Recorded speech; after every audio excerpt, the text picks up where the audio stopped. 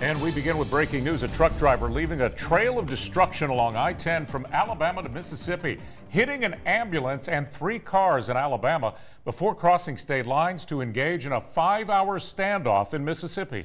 By some miracle, no one was injured. The driver, 33-year-old Michael Mack, is behind bars tonight. NBC 15's Nicole Fierro has the full story from eyewitnesses, victims, and first responders. And Nicole, he is facing a number of charges for all this commotion. Greg and Kim, his destruction in 2 states has already landed him with charges from Mobile to Jackson County, Mississippi, and there could be additional ones. Everyone just saying he's lucky to be alive and in custody tonight after what occurred on the interstate for hours.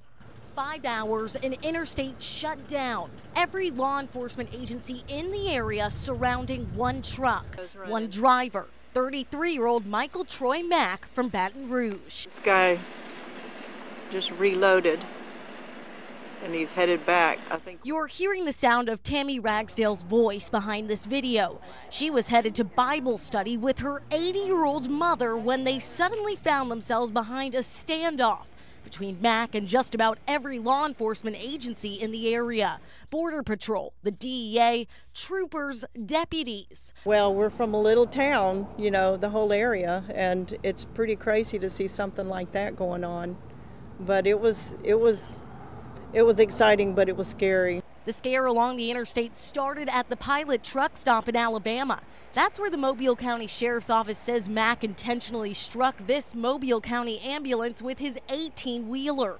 Along with the ambulance, police say he hit 3 other vehicles before crossing state lines. But I saw it all when it first, as it was unfolding, I seen it. Ricky Washington says he found himself in the midst of this 18-wheeler's reckless path. He ran me off the road. He came off the highway onto the grass. I'm thinking that the truck was going to flip. He got back on the highway, went all the way to the left side, ran into those cables, back on the highway, and that's when he run his car off the road. Officials tell us deputies in Jackson County, Mississippi initiated a pursuit shortly after Mack came into the state.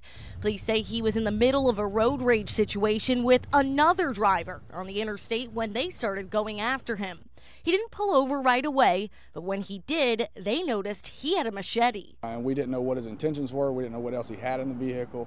The unknown is what caused us to use so much caution. Both sides of the interstate were shut down. Witnesses counted at least 40 law enforcement surrounding this one truck.